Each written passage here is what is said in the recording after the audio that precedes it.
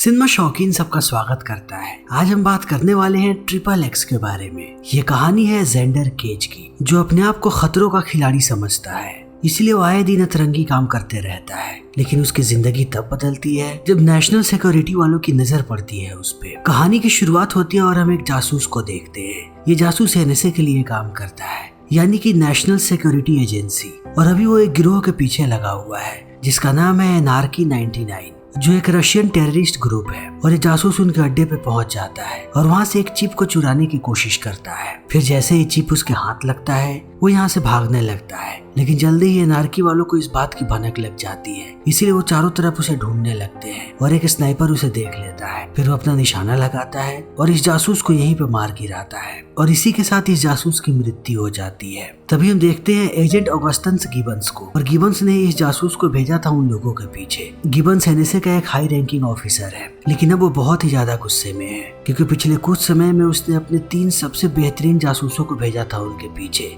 लेकिन उन लोगों ने तीनों को मार गिराया है। इसीलिए वो कैसे भी एनार्की 99 का खात्मा करना चाहता है। लेकिन गिबन्स को ये बात पता है कि ये काम इतना आसान नहीं होने वाला, क्योंकि एनार्की 99 में जितने भी लोग काम कर रहे हैं उनमें से ज्यादातर लोग कभी जासूस हुआ करते थे, वो भी अमेरिका के लिए। इसीलिए उन्हें सारी बातें पता है कि ये लोग क्या कर सकते हैं, और उनके पास जो भी जासूस होता है उसका डेटा भी वो लोग निकाल लेते हैं। इसीलिए गिबन्स यहाँ पे एक नया रास्ता चुनता है कि वो किसी सिविलियन को भेजेगा इनके पीछे। इसीलिए वो सारे के सारे सिविलियंस के डेटा को देखने लगते हैं कि ऐसा कौन है जो उनसे भिड़ सकता है। फिर इनके सामने बहुत सारे लोगों का नाम आता है और ये सारे लोगों को देखने लगते हैं, और इन सारे नामों में से एक नाम है जेंडर केज का, और जेंडर केज इन सब में सबसे ज्यादा खतरनाक है। तभी हम जेंडर को देखते हैं जो एक होटल के आगे खड़ा है और उसने पार्किंग बॉय के कपड़े पहन रखे हैं। तभी यहाँ पे सेनेटर आता है अपनी शानदार स्पोर्ट्स कार में, और वो अपने कार की चाबी दे देता है जेंडर को। तब जेंडर इस कार को लेता है और लेकर के यहाँ से निकलने लगता है। फिर हमें पता लगता है कि यहाँ पर जानबूझ के जेंडर खड़ा था, वो कोई भी पार्किंग बॉय नहीं है, उसे सेनेटर की गाड़ी चुरानी थी। इसीलिए वो गाड़ी लेकर के यहाँ से निकलता है और पहुंचता है अपने साथियों के पास। तब उसके साथी इस गाड़ी पे कैमरास लगा देते हैं और जेंडर गाड़ी लेकर के फिर से निकल पड़ता है, और वो जो भी करता है सारी चीजें लाइव स्ट्रीम होती है। फिर हमें पता लगता है कि जेंडर ने प्रोटेस्ट किया है, वो भी सेनेटर के खिलाफ, क्योंकि सेनेटर ने कैलिफोर्निया में वीडियो गेम और रैप म्यूजिक को बंद करने का नियम लगाया है, और ये चीजें इन्हें बिल्कुल भी पसंद नहीं है, क्योंकि ये लोग नहीं चाहते कि जैसी जिंदगी ये लोग जी रहे हैं उसमें कोई भी हस्तक्षेप करे। इसीलिए जेंडर सेनेटर की गाड़ी को तबाह करना चाहता है। फिर वो गाड़ी को लेकर के जाता है एक पुल के पास, और स्पीड में ये गाड़ी को पुल से नीचे कूदा देता है, और गाड़ी के साथ वो भी है। लेकिन गाड़ी नीचे गिरती उससे पहले जेंडर गाड़ी से ऊपर कूद जाता है और गाड़ी नीचे जाकर के ब्लास्ट हो जाती है। फिर यह खबर पूरे शहर में फैल जाती है और हर तरफ सिर्फ और सिर्फ जेंडर के चर्चे हो रहे होते हैं। फिर जेंडर रात में पहुंचता है अपने अड्डे पे, जहाँ पर XXX कम्युनिटी के सारे लोग हैं, और जेंडर भी उनके पास जाता है क्योंकि वो इस समूह का सबसे ज्यादा प्रसिद्ध व्यक्ति है। फिर जेंडर को देखने के बाद सारे लोग उसे बधाई देने लगते हैं, क्योंकि जो स्टंट आज उसने किया है वो अब तक के सबसे खतरनाक स्टंट्स में से एक है। इसीलिए सारे लोग उसे बधाई देते हैं और सब लोग एंजॉय करने लगते हैं। इसी बीच यहाँ पे स्पेशल फोर्सेस वाले चले आते हैं और वो इन्हें चारों तरफ से घेर लेते हैं। फिर इस चीज को देखने के बाद बाकी लोग यहाँ से भागने लगते हैं, लेकिन जेंडर नहीं भाग पाता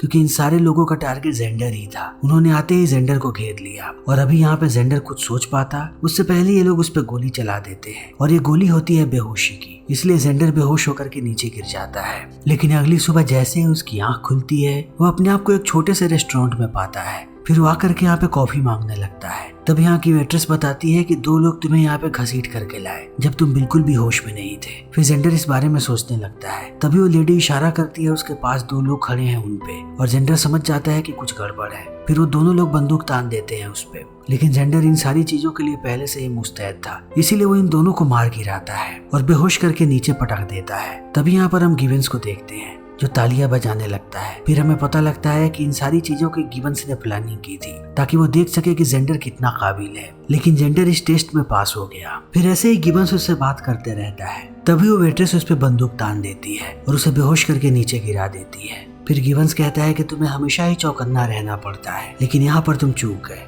लेकिन अब जैसे ही जेंडर की आंख खुलती है वो अपने आप को एक प्लेन में पाता है, और यहाँ पर वो बहुत सारे सिपाहियों को देखता है, और उसके जैसे 2 लोग यहाँ पे और हैं जिनका नाम है टीजे और फर्ज, और जेंडर की तरह इन दोनों को भी लाया गया है टेस्ट के लिए। फिर वो सारी चीजें बताते हैं कि NSA हमारे साथ ऐसा कर रही है और शायद वो लोग अभी भी हमें टेस्ट के लिए लेकर के जा रहे हैं। तभी इनका प्लेन लैंड हो जाता है और ये सारे लोग देखते हैं कि इन्हें लेकर के आया गया है कोकीन लैंड के पास, और यहाँ पर चारों तरफ कोकीन बन रहा है। फिर इन्हें पता लगता है कि जल्दी ही यहाँ पे कार्टेल वाले आने वाले हैं। तभी बहुत सारी गाड़ियां आने लगती हैं और उसे देखने के बाद टीजे और फर्ज डर जाते हैं और वो यहाँ से भागने लगते हैं। लेकिन जेंडर को लगता है कि ये भी एक टेस्ट है, इसलिए वो यहाँ से नहीं भागता। तब कार्टेल वाले आकर के उसे पकड़ लेते हैं, लेकिन जेंडर उन्हें जरा सी भी तवज्जो नहीं देता। तो वो जेंडर को मारते हैं और बेहोश कर देते हैं। तब थोड़ी देर के बाद जेंडर की जैसे ही आँख खुलती है, वो अपने आप को एक घर के अंदर बंधा हुआ पाता है। तभी यहाँ पर कार्टेल का मुखिया आता है जिसका नाम है एलजेफ। तभी वो देखता है कि उसके साथी भी यहीं पे हैं, यानी कि टीजे और फर्ज।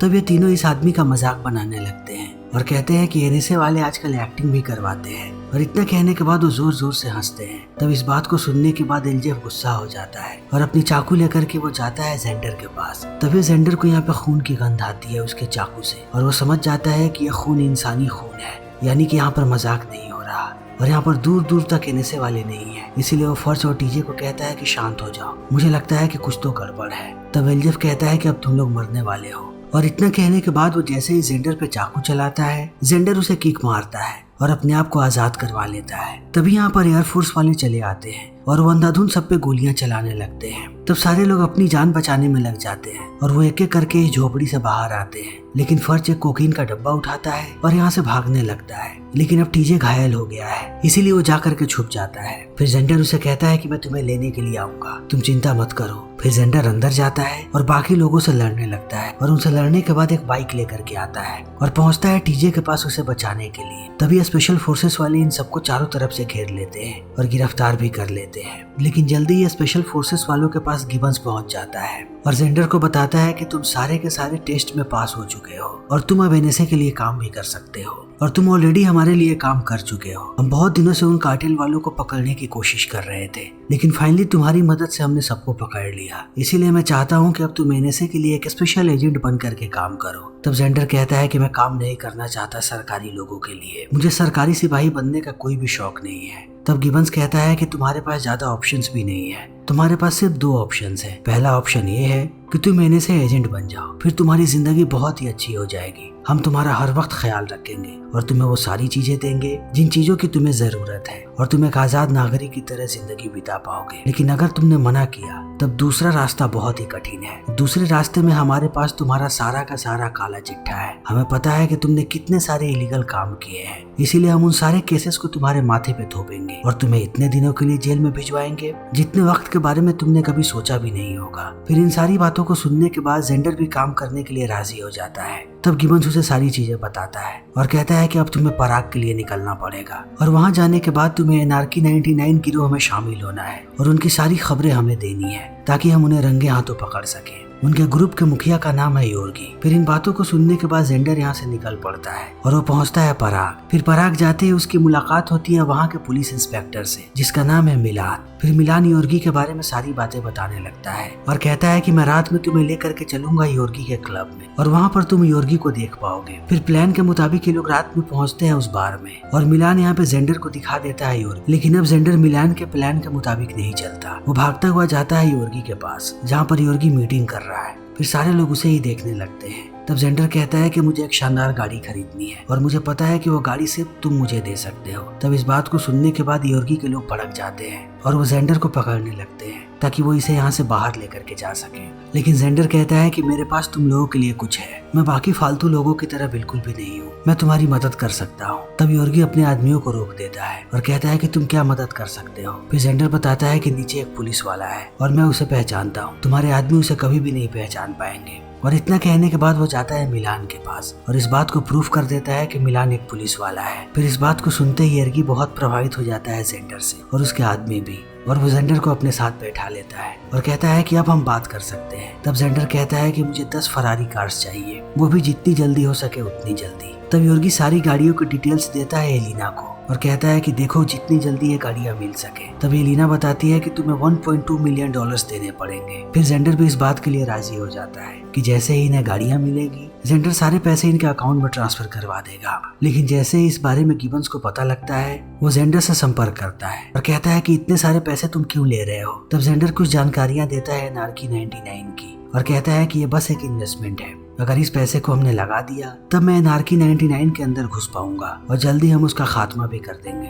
इसीलिए तुम्हें मुझ पर भरोसा रखना पड़ेगा और जो भी मैं कहता हूँ तुम्हें वही करना पड़ेगा। तब गिबन्स भी मान जाता है। फिर अगले दिन जेंडर पहुंचता है टॉबी नाम के आदमी के पास जो एक वेपन एक्सपर्ट है और टॉबी अब शानदार बंदूकें दिखाने लगता है जेंडर को। वो इसे एक अनोखी बंदूक दिखाता है जिसमें अनोखी गोलियां लगती हैं। इसमें अलग अलग रंग की गोलियां हैं। एक लाल रंग की गोली है जिसे चलाने के बाद सामने वाले को ऐसा लगता है कि उसने गोली मार दी उस आदमी को और उसके शरीर से खून बाहर आ रहा है, लेकिन असल में ऐसा कुछ भी नहीं होता। वो आदमी बिल्कुल ठीक होता है। और इसके बाद टॉबी उसे देता है एक दूरबीन और इस दूरबीन की मदद से वो दीवार के आर पार भी देख सकता है। और तीसरी चीज है एक बैंडेज। ये देखने में एक बैंडेज की तरह है लेकिन इससे बड़े बड़े धमाके किए जा सकते हैं। फिर इन सारी चीजों को लेने के बाद जेंडर पहुंचता है डील करने के लिए और योर्गी उसके सामने सारी गाड़ियों को ला करके खड़ा कर देता है और जेंडर को गाड़ियां पसंद आती है, इसीलिए वो सारे पैसों को ट्रांसफर करवा देता है। तभी यहाँ पे मिलान आ जाता है और वो कांच के पीछे से इन सारी चीजों को देखने लगता है, लेकिन अचानक कांच टूटता है और सबको इस बारे में पता लग जाता है। तभी योर्गी बंदूक तान देता है जेंडर पे। फिर जेंडर भी नाटक करता है और वो भी बंदूक तान देता है योर्गी पे और कहता है कि तुमने मुझे धोखा दिया है। तब योर्गी कहता है कि नहीं, तुमने मुझे धोखा दिया है। और इतना कहने के बाद वो जेंडर को अपनी गाड़ी में बैठा लेता है। तब जेंडर अपने बंदूक में लाल गोली को डालता है और जानबूझ के मिलान पे चलाता है ताकि योर्गी को भरोसा हो जाए कि मिलान को उसने मार दिया। फिर जैसे ही वो मिलान पे गोली चलाता है मिलान वहीं गिर जाता है और योर्गी को लगता है कि जेंडर ने एक पुलिस वाले को मारा है, इसीलिए वो उस पर शक करना बंद कर देता है और अगले दिन उसे इन्वाइट करता है अपने क्लब में। फिर जब क्लब में ये दोनों साथ होते हैं तब योर्गी एनार्की 99 के बारे में बताने लगता है क्योंकि अब वो चाहता है कि जेंडर उसके गिरोह में शामिल हो जाए। इसीलिए वो कहता है कि एनार्की 99 में जितने भी लोग हैं वो सारे के सारे कभी रशियन सोल्जर हुआ करते थे जो अपनी जिंदगी से तंग आ चुके हैं और अब उन्हें आजादी चाहिए, इसीलिए हम सबने मिलकर एनार्की 99 बनाया। फिर इतना कहने के बाद योर्गी उसे लेकर के जाता है अपने घर जो इनका हेडक्वार्टर है, लेकिन जैसे ही रात होती है जेंडर चुपके से बाहर निकल जाता है और वो पूरे घर में घूमने लगता है और पहुंचता है इनके मॉनिटर रूम में और यहीं से उसे नजर आता है इनका कम्युनिकेशन टावर। लेकिन अभी और चीजों को देखता उससे पहले उसे पता लगता है कि एलिना इधर ही आ रही है, इसीलिए वो जाकर के छुप जाता है। लेकिन जैसे ही एलिना यहाँ पे आती है उसे देख करके ऐसा लगता है कि वो किसी जानकारी को चुराने की कोशिश कर रही है, इसीलिए जेंडर को उस पर शक हो जाता है और वो समझ जाता है कि एलिना भी एक अंडरकवर एजेंट है, इसीलिए वो उसके पास आता है और कहता है कि मैं जानता हूँ तुम्हारी सच्चाई क्या है। लेकिन एलिना उस पर बंदूक तान देती है और वो बहाने बनाने लगती है। तब जेंडर बताता है कि वो खुद भी काम करता है एनएसए के लिए और इस बात पर एलिना को विश्वास दिलाने के लिए कहता है कि जिस पुलिस वाले को मैंने मारा था वो अभी भी जिंदा है और अगर तुम्हें और बातें जाननी है तो कल मुझे लंच पे मिलो। फिर इतना कहने के बाद वो चला जाता है। तभी हम योर्गी को देखते हैं जिसे उसके साथी का कॉल आता है और वो उसे बता देता है कि जेंडर एनएसए के लिए काम कर रहा है। तभी अगले दिन जेंडर और एलिना मिलते हैं लंच पे। तब जेंडर उसे पूरी बातें बताने लगता है लेकिन एलिना उसका विश्वास नहीं करती और वो उसका मजाक बनाती है। तभी किरिल नाम के आदमी का कॉल आता है एलिना के पास और वो उसे बताता है कि जेंडर एक एनएसए एजेंट है, इसीलिए मैं बाहर उसका इंतजार कर रहा हूँ स्नाइपर लेकर के। वो जैसे ही बाहर आएगा मैं उसका खात्मा कर दूंगा। फिर एलिना को भी विश्वास हो जाता है कि जेंडर एक सीक्रेट एजेंट है, इसीलिए वो उसे आगाह करने लगती है और कहती है कि तुम्हें बाहर नहीं जाना चाहिए, किरिल इंतजार कर रहा है तुम्हें मारने का। फिर इतने कहने के बाद वो बाकी जानकारियां देने लगती है और बताती है कि योर्गी अपने बेसमेंट में कुछ तो बना रहा है और वो चीज बहुत ही खतरनाक है और किसी को अनुमति नहीं है वहाँ अंदर जाने की, मुझे भी नहीं, इसीलिए मुझे पता नहीं, लेकिन मैं जानती हूँ कि अंदर कुछ तो बन रहा है। फिर ये लोग यहाँ से जाने लगते हैं लेकिन इन्हें पता है कि किरिल बाहर ही है, इसीलिए जानबूझ करके ये दोनों लड़ने लगते हैं ताकि योर्गी को एलिना पर शक ना हो। फिर लड़ते हुए जेंडर यहाँ पे ध्यान भटका देता है किरिल का, लेकिन जैसे ही वो बाहर निकलता है गिबन्स के लोग उसे पकड़ लेते हैं और लेकर के जाते हैं गिबन्स के पास। तब गिबन्स कहता है कि योर्गी को तुम्हारे बारे में पता लग गया है, इसीलिए तुम्हारा मिशन यहीं पे खत्म होता है, अब तुम अमेरिका वापस चले जाओ। मैं एनार्की 99 को जड़ से मिटा दूंगा, उनमें से किसी को भी जिंदा नहीं छोड़ूंगा। तब जेंडर कहता है कि तुम्हें पूरी बात पता नहीं है, एनार्की 99 में सारे लोग बुरे नहीं हैं। लेकिन अब जेंडर समझ चुका है कि नहीं मानेगा गिबन्स, इसीलिए वो रात में खुद ही जाता है बिल्डिंग के अंदर। तभी वो देखता है कि योर्गी एलिना को लेकर के बेसमेंट में जा रहा है, इसीलिए वो उनका पीछा करने लगता है। फिर अंदर जाने के बाद वो अपनी दूरबीन को निकालता है और देखता है कि अंदर क्या हो रहा है। योर्गी एलिना को बताता है कि वो एक बायोलॉजिकल वेपन बना रहा है जिससे वो जब चाहे पूरी दुनिया में तबाही मचा देगा। लेकिन अभी जेंडर इन चीजों को देख ही रहा होता है। तभी योर्गी के लोग उसे पकड़ने लगते हैं। तब जेंडर एक एक करके उन्हें मारने लगता है और मारते हुए आता है बाहर। तब बाकी लोग भी उसका पीछा करने के लिए बाहर आते हैं, लेकिन अंदर जाने से पहले ही जेंडर ने सारे के सारे गाड़ियों पे बॉम्ब लगा दिया था, इसीलिए वो एक एक करके सारे गाड़ियों को ब्लास्ट करने लगता है। लेकिन ब्लास्ट करने के बाद वो जैसे ही घर पहुंचता है वो अपने सामने मिलान को पाता है और मिलान ने जेंडर पे बंदूक तान दी है क्योंकि वो भी योर्गी के हाथों बिक गया है।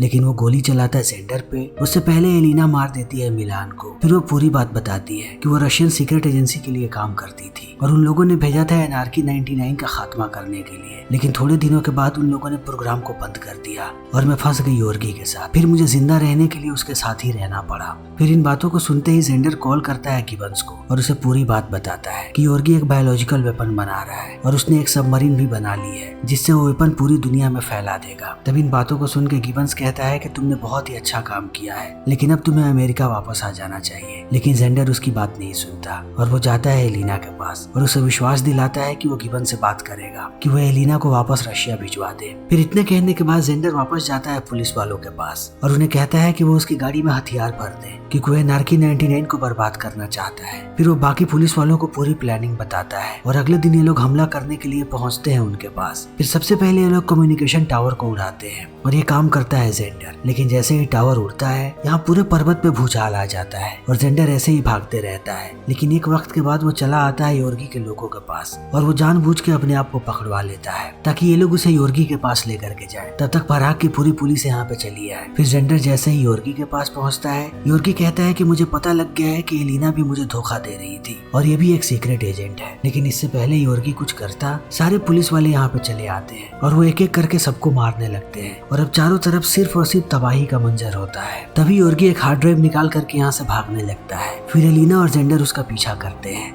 लेकिन उस हार्ड ड्राइव की मदद से योर्गी सारे के सारे वेपन्स को एक्टिवेट कर देता है और वेपन्स यहाँ से निकल जाते हैं। फिर वो भी एक स्पीड बोट से जाने लगता है, लेकिन वो जेंडर के निशाने पे है, इसलिए जेंडर अपना निशाना लगाता है और योर्गी को खत्म कर देता है। लेकिन उसे पता है कि वेपन यहाँ से निकल चुका है, इसीलिए एलिना और जेंडर दोनों एक कार में बैठते हैं और यहाँ से निकल पड़ते हैं। तभी हम देखते हैं कि गिबन्स भी यहाँ पे आ चुका है और दूसरी तरफ जेंडर और एलिना है। फिर जेंडर एक हुक थ्रोअर फेंकता है उस बोट पे जिसके अंदर वेपन है और उसकी मदद से चला जाता है बोट के ऊपर। लेकिन वो जैसे ही दरवाजा खोलता है, सारे के सारे वेपन्स बाहर आ जाते हैं जो अब एक मिसाइल के रूप में है, इसीलिए जेंडर परेशान होने लगता है। तभी उसे वो हार्ड ड्राइव दिखती है। फिर वो हार्ड ड्राइव को बाहर निकाल देता है, लेकिन हार्ड ड्राइव के निकलते ही ये बोट पानी के अंदर डूबने लगती है और एक वक्त के बाद यहाँ पे बहुत ही बड़ा ब्लास्ट होता है। फिर जैसे ही गिबन्स और एलिना इस चीज को देखते हैं, उन्हें लगता है कि जेंडर भी मर गया, इसलिए दोनों निराश होने लगते हैं। फिर गिबन्स आता है एलिना के पास और कहता है कि जेंडर ने मुझसे रिक्वेस्ट किया था कि मैं तुम्हें सही सलामत रशिया भेजूं और तुम्हारा खोया हुआ सम्मान तुम्हें वापस मिले, मैं वैसा ही करूंगा। तभी एलिना देखती है नदी के दूसरे साइड और वहाँ पर वो लोग जेंडर को देखते हैं, वो भी जिंदा।